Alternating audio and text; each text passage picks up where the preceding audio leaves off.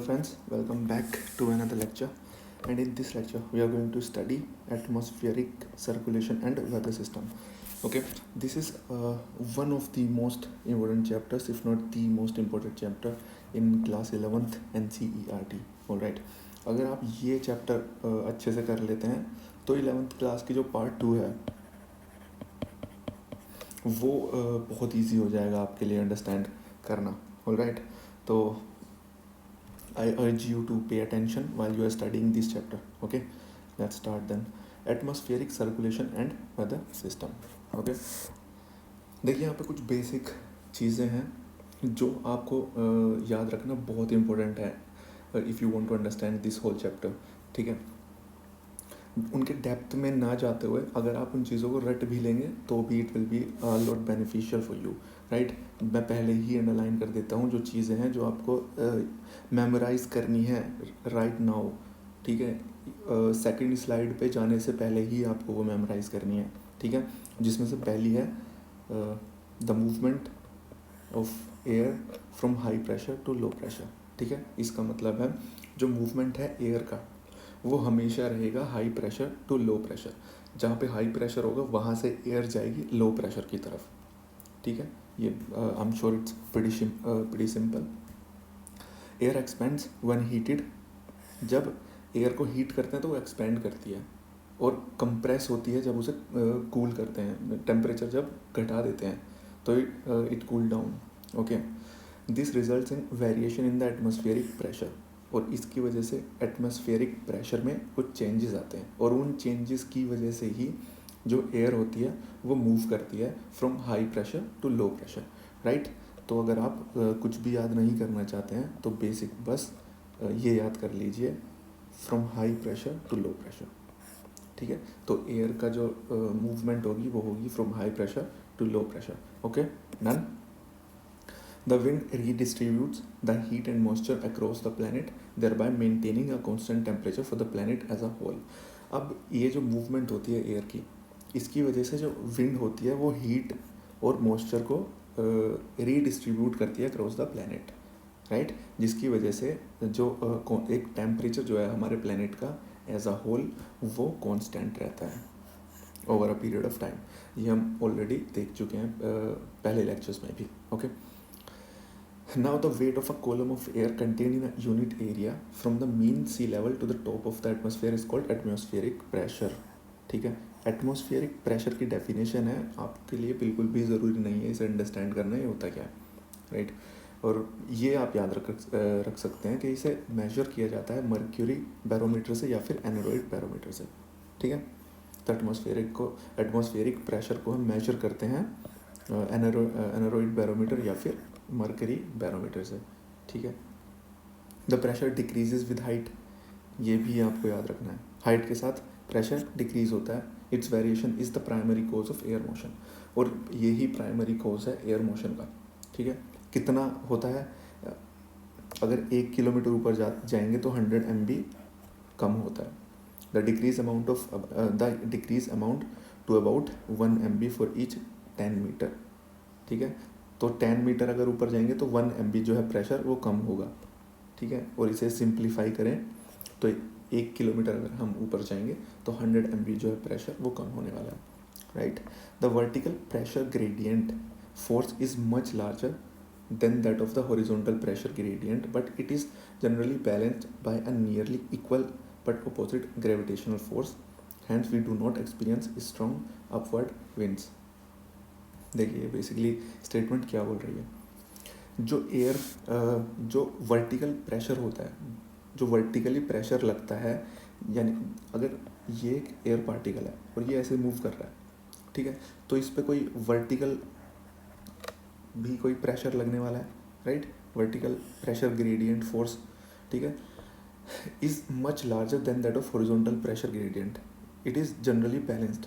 ठीक है, अब यहाँ पे इस पे फोर्स लग रही है. ठीक है, लेकिन इस फोर्स को बैलेंस करता है ग्रेविटेशनल फोर्स जो इसके अपोजिट में होती है. राइट, ये मैं आगे आने वाली स्लाइड में आपको और अच्छे से बताऊंगा. ठीक है, तो ग्रेविटेशनल फोर्स वर्टिकल ग्रेडियंट को बैलेंस आउट कर देती है. ये बस इस स्टेटमेंट में बोला जा रहा है. ठीक है, चलिए आगे चलते हैं। अब एक टर्म आती है isobars, right. Lines connecting places having equal pressure are known as isobars. ठीक है, मान लीजिए यहाँ पे इक्वल प्रेशर है, यहाँ पे इक्वल प्रेशर है, यहाँ पे इक्वल प्रेशर है, यहाँ पे। ठीक है, अब एक लाइन अगर हम इन सारे पॉइंट्स को जोड़ दें तो इसे हम एक आइसोबार्स बोलेंगे। ठीक है, वो एक लाइन होती है आइसोबार्स जहाँ पे जो प्रेशर होता है वो इक्वल होता है। ठीक है, ये बस टर्मिनोलॉजी के लिए आपको मेमोराइज़ करना है। इसके ऊपर क्वेश्चंस भी पूछे जा सकते हैं, खासकर एसएससी जैसे एसएससी के एग्ज़ाम्स में। Okay, world distribution of sea level pressure. Now अब ये काफ़ी इंपॉर्टेंट है आपको मेमोराइज़ करना। Near the equator the sea level pressure is low.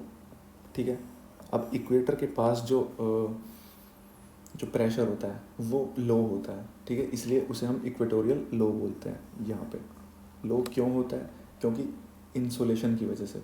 Insolation मतलब इनकमिंग सोलर रेडिएशन। आप सभी को पता होगा कि इक्वेटर के आसपास जो है केवल ओशंस ही हैं, राइट।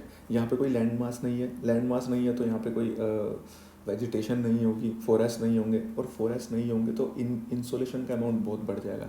ये हम ऑलरेडी स्टडी कर चुके हैं लास्ट लेक्चर में, आई थिंक, राइट। तो इंसोलेशन का अमाउंट बढ़ेगा, तो इंसोलेशन के अमाउंट की वजह से हीट बढ़ेगी, और हमने अभी लास्ट स्लाइड में ही देखा था कि हीट बढ़ेगी तो जो है प्रेशर लो बनेगा, राइट। तो इसलिए यहाँ पे प्रेशर लो होता है और इसे इक्वेटोरियल लो बोलते हैं। Along 30 degree north and 30 degree south यहाँ पे हाई प्रेशर होता है और इसे हम बोलते हैं सब ट्रॉपिकल हाइज। और ये क्यों होता है ये हम अभी अगली स्लाइड में स्टडी करने वाले हैं, right. 60 degree north and 60 degree south में लो प्रेशर होता है और इन्हें बोलते हैं सब पोलर लोज। ये भी हम आगे आने वाली स्लाइड में we are going to study. और पोल्स के पास पोलर हाइज बोलते हैं और हाई प्रेशर होता है वहाँ पे, okay. And one thing to memorise है is that these pressure belts are not permanent in nature. ठीक है, ये ऑक्सीलेट करती हैं, चेंज करती हैं अपनी पोजीशन को with the position of the sun, with the movement of the sun. ठीक है, तो जैसे जैसे मूवमेंट सन की चेंज होती है, इन प्रेशर बेल्ट्स की मूवमेंट भी चेंज होती है। ठीक है, और ये हम तब अच्छे से स्टडी करेंगे जब हम मानसून को स्टडी करेंगे। ठीक है, in the northern hemisphere in winter they move southwards and in summer northwards. ठीक है, तो ये कुछ चीज़ें हैं जो आपको एक दो बार रीड करेंगे तो हम श्योर मेमोराइज हो जाएंगी। ठीक है, कुछ ज़्यादा डिफ़िकल्ट नहीं है। इक्वेटर पे जो है लो प्रेशर होता है, then around 30-35 degree high pressure होता है, देन फिर से लो प्रेशर होता है, देन फिर हाई प्रेशर होता है। ठीक है, now what are the forces affecting the velocity and direction of the wind. ठीक है, वो कौन कौन से फोर्सेस हैं जो इफ़ेक्ट करते हैं वेलोसिटी को और डायरेक्शन ऑफ द विंड को। ठीक है, टोटल की अगर हम बात करें तो 4 हैं। ठीक है, जिसमें पहला है pressure gradient force, right. The difference in atmospheric pressure produces a force. जो एटमॉस्फेरिक प्रेशर में जो डिफरेंस आता है, जो डिफरेंस क्रिएट होता है, उसकी वजह से जो फोर्स प्रोड्यूस होती है उसे बोलते हैं pressure gradient force. The rate of change of pressure with respect to distance is the pressure gradient. Alright, it is strong when the isobars are close to each other. ठीक है, अभी हमने isobars की बात की। मान लीजिए ये एक और आइसोबार है, तो अगर ये बहुत ज़्यादा क्लोज हैं तो इनके बीच में जो प्रेशर ग्रेडियंट जो प्रेशर ग्रेडियंट डेवलप होने वाला है इनके बीच में, वो काफ़ी स्ट्रॉन्ग होगा। ठीक है, right. Now the second one is frictional force. अब फ्रिक्शनल फोर्स हम सभी को पता है क्या होती है। It affects the speed of the wind. It is greatest at the surface and its influence generally extend up to an elevation of 3 kilometer. It is minimal over sea surface. ये हम सभी को पता है कि फ्रिक्शनल जो force है वो मिनिमम होने वाली है सी सरफेस पे, right, due to obvious reasons. Okay, तो ये दो फैक्टर्स थे। प्रेशर ग्रेडियंट हमने स्टडी किया, फ्रिक्शनल फोर्स हमने स्टडी किया, right. The third factor is Coriolis force, और ये बहुत इंपॉर्टेंट है। अगर आप ज्योग्राफी स्टडी कर रहे हैं तो आपको हर जगह ये वर्ड दिखेगा कोरियलिस फोर्स। और ये कुछ नहीं होता है बेसिकली। देखिए, ये मान लीजिए हमारी अर्थ है एक्सिस पे, राइट, और ये वेस्ट टू ईस्ट मूव कर रही है। रोटेट कर रही है, राइट। रोटेशन एंड रेवोल्यूशन का जो डिफरेंस है हम ऑलरेडी स्टडी कर चुके हैं पिछले चैप्टर्स में, राइट। तो ये अपने एक्सिस पे रिवॉल्व कर रही है और उस रोटेशन की वजह से, आई एम सॉरी, रिवॉल्व नहीं कर रही है, रोटेट कर रही है, आई एम रियली सॉरी। तो ये जो रोटेशन हो रही है अपने एक्सिस पे, इसकी वजह से जो फोर्स क्रिएट होती है उसे हम बोलते हैं Coriolis force. The rotation of the earth about its axis affects the direction of the wind, ठीक है। और ये जो फोर्स है इसकी वजह से जो डायरेक्शन ऑफ विंड है ये चेंज होती है। कैसे चेंज होती है हम अभी देखने वाले हैं। This is Coriolis force, right. It deflects the wind to the right direction in the north hemisphere. मतलब नॉर्थ हेमिस्फेयर में अगर कोई विंड जा रही है ऊपर की तरफ, राइट, तो वो अपने राइट की तरफ मुड़ जाएगी नॉर्थ हेमिस्फेयर में। और अगर साउथ हेमिस्फेयर की बात करें और वो नीचे की तरफ जा रही है तो वो अपने लेफ्ट में मुड़ जाएगी, ठीक है। यही इस लिखा हुआ है यहाँ पे। The deflection is more when the wind velocity is high. अगर विंड की वेलोसिटी हाई होगी तो जो डिफ्लेक्शन होगा ये ज़्यादा होगा, ओके। एंड मैं जो कोरियालिस फोर्स है, यहाँ पे कोरियालिस फोर्स के बारे में बात की जा रही है। जो कोरियालिस फोर्स होती है वो मैक्सिमम होती है पोल्स पे, ठीक है। यानी कि यहाँ पे मैक्सिमम होने वाली है वो कोरियालिस फोर्स, और इक्वेटर पे ज़ीरो होती है, एब्सेंट होती है। यानी कि हम ये बोल सकते हैं कि जो कोरियालिस फोर्स है ये डायरेक्टली प्रोपोर्शनल है एंगल ऑफ लैटिट्यूड, ठीक है। तो जैसे जैसे एंगल ऑफ लैटिट्यूड इंक्रीज करेगा कोरियालिस फोर्स भी इंक्रीज करेगी, राइट। ये एक सिंपल सी स्टेटमेंट है जो कि हम यहाँ से बना सकते हैं, maximum at poles and absent at equator, right. इसके स्टेटमेंट के ऊपर भी क्वेश्चन आ सकता है, राइट। तो 3 फैक्टर्स हो चुके हैं, okay. Pressure gradient, frictional force and the third one is Coriolis force. Now the fourth one, pressure and wind. इनके बीच का जो रिलेशनशिप है ये बहुत इंपॉर्टेंट हो जाता है, ठीक है, अगर हमें वेदर पैटर्न को, वेदर सिस्टम को अच्छे से स्टडी करना है। तो इसके बारे में देखते हैं। Now the fourth one is pressure and wind. The velocity and direction of the wind are the result of wind generating forces, ठीक है। जो वेलोसिटी होगी और जो डायरेक्शन होगी फोर्स की वो रिजल्ट होता है विंड जनरेटिंग फोर्सेस का। The wind in upper atmosphere 2 से 3 kilometre above the surface are free from frictional effects. ये हम ऑलरेडी देख चुके हैं। सेकंड जो पॉइंट था वो फ्रिक्शन इसी से रिलेटेड था, right. And are controlled mainly by pressure gradient and Coriolis force, ठीक है। अब देखिए यहाँ पे समझने वाली बात आती है। अभी इसके अंदर ये बताया जा रहा है कि जो विंड होती है 2 से 3 किलोमीटर जो ऊपर होती है उसमें फ्रिक्शनल फोर्सेस तो ज़ीरो हो जाती हैं, तो वो मूव की जाती है केवल और केवल 2 चीज़ों की वजह से। और वो क्या क्या है, pressure gradient and Coriolis force, ठीक है। When the isobars are straight and there are no friction, the pressure gradient force is balanced by Coriolis force and the resultant wind blows parallel to the isobars and known as geostrophic wind, ठीक है। I am pretty sure कि आपको ये अभी statement पढ़ के समझ नहीं आया होगा, लेकिन I will make it pretty easy for you. देखिए पहले इस केस में देखते हैं हम। अगर मान लीजिए अगर कोरियालिस फोर्स को ज़ीरो कर देते हैं, ठीक है, मतलब रोटेट नहीं कर रही है, हाइपोथेटिकल सिनारियो है, आई नो ऐसा नहीं हो सकता है किसी भी केस में, बट मान लीजिए, ठीक है, it will be easier for you to understand अगर आप ऐसे मान के चलते हैं। तो अगर कोरियालिस फोर्स ज़ीरो है और कोई यहाँ से स्टार्ट अगर सॉरी यहाँ से अगर स्टार्ट करे कोई विंड, ठीक है, तो विंड की डायरेक्शन अगर ऐसे है तो वो स्ट्रेट लाइन में ही जाएगी अगर वहाँ पे रोटेशन नहीं है, कोरियालिस फोर्स एक्ट नहीं कर रही है, ठीक है। और प्रेशर ग्रेडियंट की फोर्स होगी, जो प्रेशर ग्रेडियंट की डायरेक्शन होगी उसी डायरेक्शन में जो है विंड मूव करेगी, ठीक है। This is simple. लेकिन जैसे ही अर्थ रोटेट करना स्टार्ट करती है वो कोरियालिस फोर्स जनरेट करती है, और कोरियालिस फोर्स जब जनरेट होती है तो उसकी वजह से जो विंड की डायरेक्शन है उसमें डिफ्लेक्शन आता है, ठीक है। ये देखिए ये जो डिफ्लेक्शन आ रहा है कोरियालिस फोर्स की वजह से ही आ रहा है, राइट। आपको समझ आया कि कोरियालिस फोर्स क्या करती है, तो उसके डायरेक्शन में चेंज करती है। अब जियोस्ट्रॉफिक जो विंड होती है उसमें क्या होता है, ये जो आइसोबार्स हैं, ठीक है, ये पैरेलल होते हैं एक दूसरे के, ठीक है, और वहाँ पे फ्रिक्शन तो है, ज़ीरो होता ही है। तो ऐसे सिनारियों में जो ग्रेडियंट होता है, प्रेशर जो ग्रेडियंट है उसके इक्वल एंड अपोजिट होती है कोरियालिस फोर्स, जिसकी वजह से जो जो विंड होती है वो पैरेलल मूव करना स्टार्ट कर देती है आइसोबार्स के, ठीक है। तो इस केस में ये पैरेलल मूव कर रही है और इसी विंड को हम बोलेंगे जियोस्ट्रोफिक विंड, ठीक है।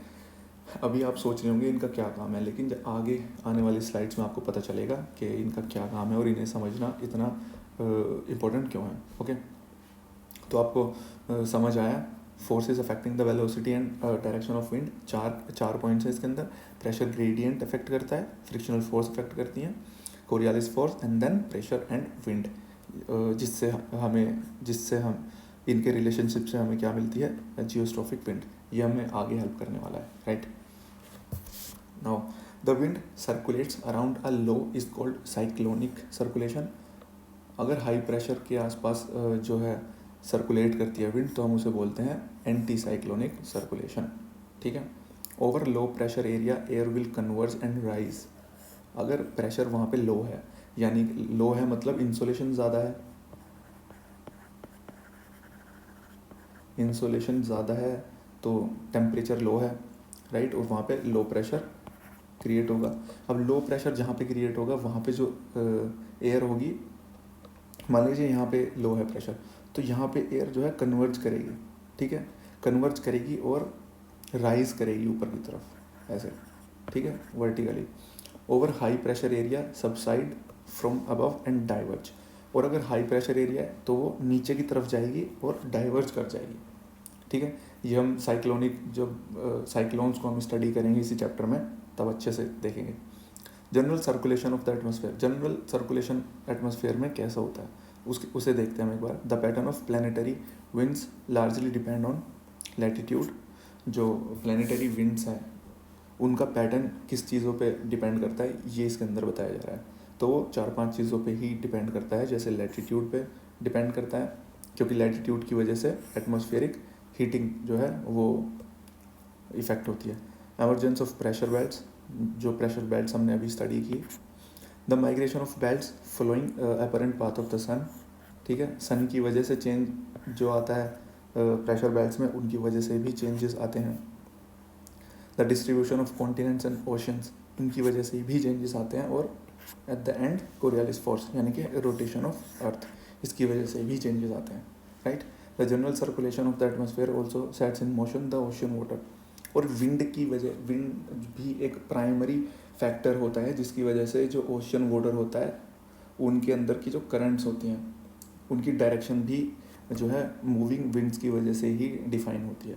ये भी हम जब हम ओशन स्टडी करेंगे तब हम स्टडी करेंगे अच्छे से, राइट। नाउ जो भी हमने अभी जितनी भी प्रॉपर्टीज़ हमने पढ़ी हैं वो यहाँ पे काम आने वाली हैं, प्रेशर सिस्टम के अंदर काम आने वाली हैं। And I cannot emphasise enough on this topic कि ये कितना इम्पोर्टेंट टॉपिक होने वाला है, ठीक है। अगर आपने ये समझ लिया, प्रेशर सिस्टम को समझ लिया, तो ज्योग्राफी में आई डोंट थिंक कोई भी टॉपिक आपके लिए डिफ़िकल्ट होने वाला है समझने के लिए, राइट। चलिए स्टार्ट करते हैं प्रेशर सिस्टम से। तो देखिए एक थर्मल प्रेशर सिस्टम होता है, एक डायनामिक प्रेशर सिस्टम होता है। थर्मल जो प्रेशर सिस्टम होगा वो कब होगा, जब वहाँ पे टेम्परेचर राइज़ किया जाएगा, ठीक है। अगर टेम्परेचर राइज़ किया जा रहा है या टेम्परेचर लो हो रहा है, उसकी वजह से जो चेंजेस आएंगे तो उसको हम बोलेंगे थर्मल चेंजेस या फिर थर्मल प्रेशर सिस्टम के अंदर आने वाले चेंजेस, ठीक है। तो अगर हाई टेम्परेचर कर रहे हैं तो लो प्रेशर हो जाएगा वहाँ पे, ठीक है। और अगर टेम्परेचर जो है लो है तो वहाँ पे हाई प्रेशर हो जाएगा अपने आप। पोलर्स के पास जो है टेम्परेचर लो होता है तो वहाँ पे हाई प्रेशर होता है। इक्वेटोरियल जो रीजन है यहाँ पे जो है इंसोलेशन बहुत हाई होती है, इंसोलेशन हाई होती है तो टेम्परेचर कम होता है, टेम्परेचर बहुत ज़्यादा होता है तो वहाँ पे लो प्रेशर होता है, ठीक है। बहुत सिंपल है, तो थर्मल समझ आ गया। Now what is dynamic changes जो होते हैं वो क्या होते हैं, देखिए। जब दो डिफरेंट टाइप की विंड्स मिलती हैं आपस में, ठीक है। मान लीजिए इधर से जो है कोल्ड विंड आ रही है, इधर हॉट मान लीजिए, इधर वॉर्म आ रही है, इधर से वॉर्म आ रही है और इधर से आ रही है कोल्ड, ठीक है। तो जब ये आपस में मिलेंगी तो एक फ्रंट जो है एक फ्रंट बनाएंगी, ठीक है। इसको हम बोलेंगे डायनेमिक फ्रंट, ठीक है। और अगर इसमें एयर राइज करती है, कोई भी एयर राइज करती है, यानी कि सभी केसेस में जो वॉर्म जो करंट है, जो वॉर्म विंड है, यही राइज करती है, ठीक है। तो अगर एयर राइज करेगी तो लो प्रेशर जोन होगा, और अगर डिसेंड करेगी मतलब नीचे जाएगी तो जो है ये हाई प्रेशर जोन होगा, ठीक है। अभी हम इसे स्टडी करेंगे वन बाय वन, तो आपको और अच्छे से समझ आएगा। बस आपको ये देखना है यहाँ पे कि थर्मल होता है और एक डायनेमिक होता है। थर्मल के अंदर टेम्परेचर चेंज किया जाता है और डायनेमिक के अंदर जो है एयर या तो राइज करती है या फिर डिसेंड करती है, ओके। बस ये चीज़ें आपको याद रखनी है और कुछ याद नहीं रखना है, राइट। चलिए अब देखते हैं मेन चीज़, इक्वेटोरियल लो प्रेशर बेल्ट को स्टडी करते हैं। इक्वेटोरियल लो प्रेशर बेल्ट होती है ये, जहाँ पे मैं रेड मार्क कर रहा हूँ, ठीक है। अब नाम से ही पता चल रहा है इक्वेटोरियल रीजन के आसपास होती है, ठीक है। इंटरट्रॉपिकल कन्वर्जन जोन भी बोलते हैं इसे, ITCZ, ठीक है। ITCZ भी बोलते हैं इसको। कांस्टेंट इंसोलेशन होती है यहाँ पे, हमें पता है इनकमिंग सोलर रेडिएशन बहुत अमाउंट में होती है यहाँ पे, अभी हम देख चुके हैं क्यों, पिछले चैप्टर में हमने देखा क्यों होता है सब, ठीक है। तो इंसोलेशन बहुत ज़्यादा होती है जिसकी वजह से टेम्परेचर बढ़ता है, टेम्परेचर बढ़ता है तो एयर जो है वो वार्म हो जाती है, इसकी वजह से जो है प्रेशर जो है लो हो जाता है यहाँ पे, तो लो प्रेशर जनरेट होता है। इक्वेटोरियल लो प्रेशर बेल्ट इसीलिए हम इसको बोलते हैं, ठीक है। ये बात समझ आई आपको, बहुत सिंपल है।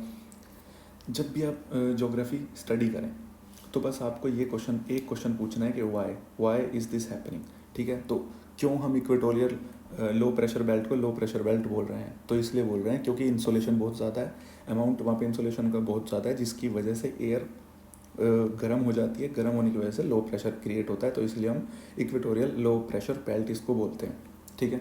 अब जब एयर वार्म होगी तो अपवर्ड मूव करना स्टार्ट करेगी, जिसकी वजह से क्लाउड फॉर्म होंगे, ठीक है। इंस्टेबिलिटी क्रिएट होगी जिसकी वजह से, और यहाँ पे रेन होगी, rain in the evening daily, शाम के टाइम हमेशा एवरी डे यहाँ पे जो है बारिश होती है इक्वेटोरियल रीजन में, ठीक है। और कौन से टाइप की होती है, कन्वेक्शनल रेनफॉल होती है, ठीक है। टाइप्स ऑफ रेनफॉल भी हम स्टडी करने वाले हैं लेटर, ठीक है। और जो क्लाउड्स होंगे वो क्यूम्यूलो निम्बस टाइप के क्लाउड्स होंगे, राइट। यहाँ पे एब्सेंस होगी एडवेक्शन फोर्स। एडवेक्शन फोर्स कौन सी होती है, एडवेक्शन फोर्स होती है जो वर्टिकल जो वर्टिकली मूव जो करती है उसे बोलते हैं हम नहीं आई एम सॉरी, जो हॉरिजॉन्टली मूव करती है, एडवेक्शन जो विंड होती है वो हॉरिजॉन्टली मूव करती है, तो वो यहाँ पे एब्सेंट होती है, इसीलिए हम इसको बेल्ट ऑफ काम भी बोलते हैं, एंड बेल्ट ऑफ डोल्ड्रम्स भी बोलते हैं इसको, ठीक है। तो बेल्ट ऑफ काम क्यों बोलते हैं आपको पता चला, क्योंकि यहाँ पे एडवेक्शन जो फोर्स होती है वो नहीं होती है यहाँ पे, ठीक है। और हॉरिजॉन्टल जो मूव करती है उसे बोलते हैं एडवेक्शन विंड्स, हम ऑलरेडी स्टडी कर चुके हैं ये भी, राइट। नाउ सेल्स के बारे में स्टडी करते हैं। सेल्स के बारे में स्टडी करना बहुत इंपॉर्टेंट है, बहुत इंपॉर्टेंट टॉपिक है, ठीक है। 3 टाइप की सेल्स होती हैं, Hadley cell, Ferrel cell and polar cell. One by one हम तीनों को स्टडी करेंगे। I am sure equatorial low pressure belt आपको अच्छे से समझ आ गई होगी, कुछ नहीं है यहाँ पे, बस इंसोलेशन ज़्यादा है, इंसोलेशन का अमाउंट ज़्यादा है जिसकी वजह से टेम्परेचर ज़्यादा हो जाता है, टेम्परेचर ज़्यादा हो जाने की वजह से एयर गेट्स वार्म्ड अप, जिसकी वजह से यहाँ पे लो प्रेशर क्रिएट होता है, लो प्रेशर क्रिएट होता है, इसीलिए इसका नाम है equatorial low pressure belt, alright. This is pretty simple. Now Hadley cell कैसे जो है डेवलप होता है, अभी हमने पढ़ा इक्वेटर पे इंसोलेशन ज़्यादा है, इंसोलेशन की वजह से लो प्रेशर क्रिएट होता है, लो प्रेशर क्रिएट होने की वजह से एयर जो है ऊपर मूव करना स्टार्ट करते हैं, ठीक है। मान लीजिए यहाँ पे है तो एयर ऊपर की तरफ मूव करना स्टार्ट करेगा, राइट। एयर ऊपर की तरफ जब मूव करना स्टार्ट करेगा, नीचे तो वो गर्म होगा लेकिन ऊपर आते आते थोड़ा जो है वो ठंडा हो जाएगा, ठीक है। अब वो ठंडा होगा तो यहाँ पे हाई प्रेशर क्रिएट हो जाएगा, और ठीक है हाई प्रेशर क्रिएट होगा यहाँ पे, और यहाँ पे पोलर फ्रंट के पास जो है लो प्रेशर है, ठीक है। अब मैंने आपको पहली स्लाइड में ही बताया था कि कुछ भी याद नहीं रखना है, बस एक चीज़ याद रखनी है कि जो विंड की डायरेक्शन होगी वो high pressure to low pressure होगी। तो भाई यहाँ पे हाई प्रेशर है, यहाँ पे लो प्रेशर है, तो विंड की डायरेक्शन होगी फ्रॉम इक्वेटर टुवर्ड्स पोल्स। ठीक है, अब जब कोरियालिस फोर्स वर्क कर रही है तो ये देखिए, अगर मान लीजिए हमें यहाँ से यहाँ जाना है, अगर हम स्ट्रेट जाएंगे तो हम कम डिस्टेंस कवर करेंगे, लेकिन अगर हम डिस्टेंस बढ़ा देंगे, ठीक है, अगर हम सीधे ना जाके थोड़ी अपनी डायरेक्शन को मूव करेंगे तो ये डिस्टेंस जो है बहुत इंक्रीज़ हो जाएगी इस सिंपल डिस्टेंस से। ठीक है, ऐसा ही कुछ होता है कोरियालिस फोर्स की वजह से। ठीक है, air goes from low pressure to high pressure towards pole, और कोरियालिस फोर्स की वजह से डिस्टेंस जो है बड़ी हो जाती है। ठीक है, यहाँ पे हमने अभी देखा, और बड़ी होने की वजह से वो ठंडी होनी स्टार्ट हो जाती है, और ठंडी होने की वजह से वो 30 degree north and 30 degree south पे सबसाइड करना स्टार्ट कर देती है, यानी कि यहाँ पे। ठीक है, तो यहाँ से ऊपर आई, ऊपर आके जैसे ही वो ठंडी होना स्टार्ट हुआ तो यहाँ पे हाई प्रेशर जोन क्रिएट हो गया, और यहाँ पे पोलर फ्रंट के पास जो है लो प्रेशर जोन है। तो जैसे ही वो हाई प्रेशर से लो प्रेशर की तरफ जाएगी, जो डिस्टेंस इंक्रीज़ होगी वो 30 डिग्री के आसपास ही सबसाइड करना स्टार्ट कर देगी। ठीक है, अब 30 डिग्री के पास जैसे ही सबसाइड करेगी यहाँ पे, तो यहाँ पे हाई प्रेशर जोन बनेगा। अभी हमने देखा कि अगर एयर जो है नीचे की तरफ आती है तो हाई प्रेशर जोन बनता है, तो इसीलिए यहाँ पे 30 डिग्री नॉर्थ और 30 degree south high pressure zone होता है। और जैसे ही वो नीचे आएगी तो यहाँ पे हाई प्रेशर है, इक्वेटोरियल के पास लो प्रेशर है, तो वो यहाँ मूव करना स्टार्ट कर देगी। और ऊपर की तरफ भी लो है, तो यहाँ पे नीचे हाई है, तो एक थोड़ी विंड ऊपर की तरफ भी जाएंगी। ठीक है, तो ये था हेडली सेल, ऐसे वर्क करता है हेडली सेल। ठीक है, बहुत सिंपल है, बस आपको कुछ चीज़ों के बारे में याद रखना है। इंसुलेशन के बारे में याद रखना है, इंसुलेशन का अमाउंट बढ़ेगा, टेम्परेचर बढ़ेगा, प्रेशर जो है वो लो हो जाएगा। लो प्रेशर होने की वजह से ये ऊपर की तरफ मूव करेगी, ऊपर आते आते ये थोड़े थोड़े ठंडा होना स्टार्ट होगा। कोरियालिस फोर्स की वजह से डायरेक्शन बढ़ेगी, डायरेक्शन जैसे जैसे बढ़ जाएगी ये ठंडी होना स्टार्ट हो जाएगी, और around 30 degree north and 30 degree south ये सबसाइड करना स्टार्ट कर देगी। और जैसे ये नीचे आएगी तो यहाँ पे हेडली सेल की डेवलपमेंट स्टार्ट हो जाएगी। ठीक है, आई एम श्योर बहुत ईजी है। ठीक है, अब चलते हैं आगे की तरफ। देखिए, सब ट्रॉपिकल हाई प्रेशर बेल्ट, आपको पता चला इसे हाई प्रेशर बेल्ट क्यों बोलते हैं। ठीक है, हम अभी लास्ट स्लाइड में ही पढ़ के आए, क्योंकि यहाँ पे एयर जो है सबसाइड कर रही है, तो इसलिए यहाँ पे ये हाई प्रेशर बेल्ट है। The air above equator move towards pole, Coriolis force की वजह से जो है पाथ है डिफ्लेक्टेड होने स्टार्ट करती है, और डिफ्लेक्ट जहाँ पे अगर ये होगी तो जो है डिस्टेंस, इसकी डिस्टेंस इंक्रीज हो जाएगी। Right, the length of path increases, their energy reduces in mid path, cooled down, air subside near 30 degree 40 degree latitude, और इसे ही हम बोलते हैं हेडली सेल। ठीक है, अभी हम ये पीछे भी यही पढ़ के आए हैं। ठीक है, कंफ्यूज होने की ज़रूरत नहीं है। ठीक है, तो पीछे भी यही पढ़ के आए हैं। अब ये 30 डिग्री नॉर्थ और 30 डिग्री साउथ से भी रिलेटेड है, इसलिए हमने इसे दोबारा पढ़ा है। एज डिसेंडिंग एयर, अब एयर डिसेंड कर रही है तो इसीलिए यहाँ पे हाई प्रेशर है, तो इसीलिए हम इसे बोलते हैं सब ट्रॉपिकल हाई प्रेशर बेल्ट। ठीक है, डायनेमिकली इंड्यूस्ड है ये, जो हाई प्रेशर है ये डायनामिकली इंड्यूस्ड है, ये भी हम देख चुके हैं ऑलरेडी, और इसे हॉर्स लैटिट्यूड भी बोलते हैं। अब आप सोच रहे होंगे इसे हॉर्स लैटिट्यूड क्यों बोलते हैं। देखिए, पहले बहुत टाइम पहले जब जो शिप्स होती थी वो केवल और केवल विंड के डायरेक्शन में ही चलती थी, विंड की वजह से ही चलती थी। ठीक है, तो जब वो इस हॉर्स लैटिट्यूड पे आती थी, ठीक है, अब हॉर्स लैटिट्यूड ये जो है हाई प्रेशर बेल्ट है, अब यहाँ ये हाई प्रेशर बेल्ट है, तो यहाँ पे बिल्कुल कामनेस होगी। अब काम होंगी तो यहाँ पे विंड जो है चलती नहीं है, हॉरिजॉन्टल जो है उनका विंड जो है वो ज़ीरो रहती है यहाँ पे, तो शिप जो है मूव करना बंद कर देती थी यहाँ पे आते ही। ठीक है, अब जब शिप यहाँ पे आके मूव करना बंद कर देती थी, तो जो सेलर होते थे उनको लगता था कि ये शिप का जो वेट है वो बहुत ज़्यादा हो गया है, इसलिए ये मूव करना बंद कर देती हैं। तो वो क्या करते थे, जो हॉर्स को कैरी कर रहे होते थे तो हॉर्स को पानी में छोड़ देते थे, पानी में फेंक देते थे, ताकि शिप का जो वज़न जो है वो कम हो जाए। उन्हें तब नहीं पता था कि यहाँ पे हाई प्रेशर बेल्ट है इसलिए ऐसा हो रहा है। ठीक है, लेकिन उनको ऐसा लगता था वेट ज़्यादा है, इसलिए वेट को कम करने के लिए हॉर्सेस को वो ओशन में फेंक देते थे।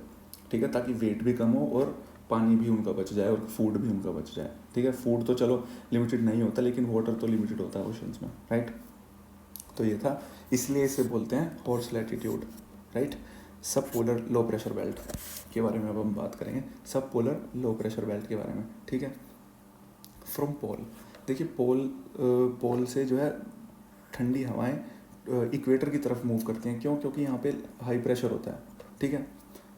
हाई प्रेशर होता है और यहाँ इक्वेटोरियल रीजन में लो प्रेशर होता है, ठीक है। तो ये high pressure to low pressure जाना स्टार्ट करती हैं बोथ। और हमने अभी देखा 30 डिग्री नॉर्थ और 30 डिग्री साउथ पे जो है हाई प्रेशर जोन होता है। तो यहाँ से वार्म विंड ऊपर की तरफ भी जा रही हैं और यहाँ ऊपर से कोल्ड विंड नीचे की तरफ आ रही हैं। तो यहाँ पे पोलर फ्रंट डेवलप होता है। अब पोलर फ्रंट डेवलप होगा यहाँ पे, ठीक है, जिसकी वजह से यहाँ पे हाई प्रेशर होता है। The warmer wind from STHP यानी कि सब tropical high pressure rise above the cold polar wind, ठीक है। This rising of warmer wind near 50 degree 60 degree creates low pressure, और इन्हीं की वजह से यहाँ पे लो प्रेशर रहता है, ठीक है। 60 डिग्री नॉर्थ और 60 डिग्री साउथ में, ठीक है। The warm air then move from low pressure to high pressure, इसकी वजह से लो प्रेशर से हाई प्रेशर की तरफ मूव करती है towards equator and cools down at 30 degree, ठीक है। देखिए यहाँ से मूव करना स्टार्ट करेंगी विंड, ठीक है। अब यहाँ पे लो प्रेशर है, जैसे जैसे ऊपर जाएगी विंड तो ठंडा होना स्टार्ट होगी, तो यहाँ पे हाई प्रेशर क्रिएट हो जाएगा, ठीक है। अब हाई प्रेशर क्रिएट जैसे ही होगा यहाँ पे, तो ये इक्वेटर की तरफ मूव करना स्टार्ट करेगी। इक्वेटर की तरफ मूव करेगी, फिर से कोरियलिस फोर्स काम करेगी, डिस्टेंस बढ़ाएगी, ये फिर 30 डिग्री नॉर्थ और 30 डिग्री साउथ के आसपास सबसाइड करना स्टार्ट कर देगी, और इसी की वजह से जो है फेरल सेल बनता है, ठीक है। बहुत सिंपल है, आई नो। एक दो बार आप इसको दोबारा देखेंगे तो आपको ये बहुत ईजी लगेगा, राइट। तो ये फेरल सेल बनती है ऐसे, ओके। नाउ पोलर हाई, ये लास्ट है। 3 ही सेल्स होती हैं, और ये पूरा का पूरा वेदर सिस्टम, पूरे एंटायर प्लैनेट का वेदर सिस्टम डिपेंड करता है इन 3 सेल्स पे, polar cell, Ferrel cell and Hadley cell, right.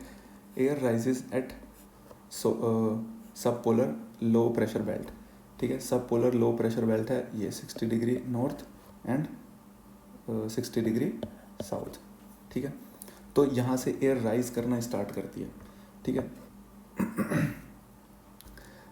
It descends eight poles, अब यहाँ से जाएगी तो पोल्स के पास ये हमने अभी देखा कि कोरियलिस फोर्स की वजह से डिस्टेंस बढ़ता है, तो पोल्स के पास ये फिर सबसाइड करना स्टार्ट कर देती है, और जैसे ही नीचे जाएगी तो वहाँ पे हाई प्रेशर क्रिएट करेगी। ये भी हम देख चुके हैं, ठीक है, कि अगर विंड नीचे आ रही है तो हाई प्रेशर क्रिएट करेगी, और अगर ऊपर जा रही है तो वो लो प्रेशर क्रिएट करेगी, ठीक है। तो यहाँ पे विंड जो है नीचे की तरफ जा रही है तो यहाँ पे हाई प्रेशर क्रिएट होगा, ठीक है, और ये थर्मली इंड्यूस्ड हाई प्रेशर होगा, ये भी हम ऑलरेडी देख चुके हैं। और this whole process is known as polar cell, ठीक है। तो यहाँ जाएगी, फिर से नीचे जाएगी, तो इस पूरे सेल को हम पोलर सेल बोलते हैं, right. Hadley cell, Ferrel cell, polar cell, same मतलब अगर देखा जाए तो बस 2-3 चीज़ों पे ही डिपेंड कर रहा है पूरा सिस्टम, राइट। एक तो कि मूव कैसे कर रही हैं, किन किन चीज़ों कारणों की वजह से विंड मूव कर रही है, ठीक है, और हाई प्रेशर है तो क्यों है, लो प्रेशर है इक्वेटोरियल पे तो क्यों है। बस इन कुछ चीज़ों के आपको जवाब ढूंढने हैं, जो कि इस लेक्चर में मैंने प्रोवाइड कर दिए हैं आपको, ठीक है। तो बस आपको क्वेश्चंस करने हैं अपने आप से, जब आप रिवाइज करें इस पूरे की पूरी पिक्चर को देखिए, इस पूरी पिक्चर को देखिए आप, और यहाँ पे देखिए, पूछिए खुद से कि यहाँ पे लो क्यों है, ठीक है, इक्वेटोरियल रीजन में लो प्रेशर क्यों है। तब जब आपको आंसर्स खुद से मिलने स्टार्ट हो जाएंगे कि यहाँ पे लो इसलिए है क्योंकि यहाँ पे इंसुलेशन बहुत ज़्यादा है, इसलिए लो है, ठीक है। यहाँ पे हाई क्यों है, क्योंकि यहाँ पे एयर सबसाइड कर रही है, ठीक है। और यहाँ पे लो क्यों है, क्योंकि यहाँ पे एयर जो है उठ रही है ऊपर की तरफ, इसलिए। यहाँ पे हाई क्यों है, क्योंकि यहाँ पे जो है सबसाइड कर रही है, ठीक है। तो जैसे जैसे आपको आंसर्स खुद मिलने लग जाएंगे, वैसे वैसे आप ये समझ जाएंगे, ठीक है। ये कुछ भी नहीं है, ओके। प्रेशर बेल्ट्स अगर आपको सिस्टम समझ आ जाएगा तो वेदर सिस्टम आपको बहुत ईजिली समझ आ जाएगा, ऑलराइट। तो that was it guys, this was the part 1, और पार्ट 2 एंड पार्ट 3 भी आएंगे, आई एम श्योर आपको समझ आ रहा है, ठीक है। But still if you have any queries you can always reach out to me on Instagram, right. And if you are liking these lectures, do like them, share them with your friends, and do subscribe to our channel. Okay, thank you very much for watching it, guys.